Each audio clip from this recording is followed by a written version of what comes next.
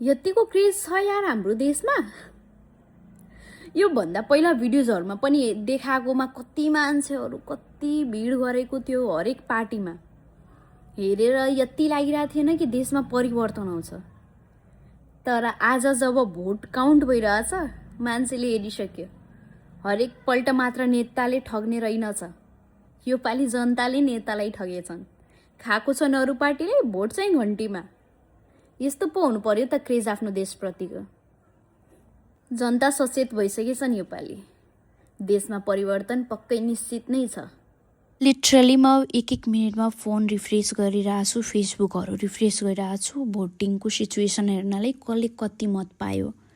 अब भोटिङलाई साइडमा हाल्ने र आजको दिनचर्या स्टार्ट गर्ने। त्यसमा सबैभन्दा पहिला हाम्रो चाहिँ आज एक्वेरियममा भएको फिसहरूलाई दाना हाल्ने, जुन सबभन्दा अप्ठ्यारो काम लाग्छ मलाई।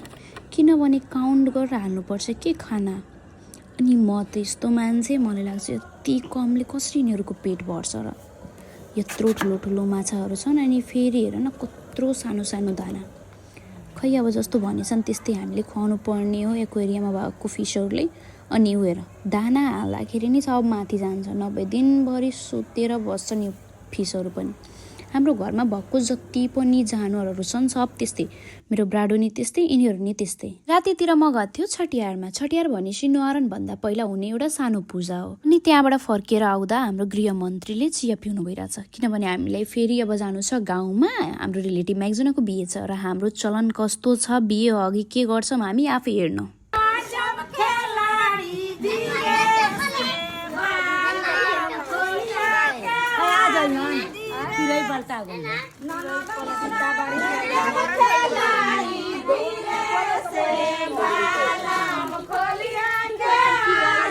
चपट बनावा दी हीरो लाकेवारी एक मुट्ठी जितला मुनी जुआरी चपट बनावा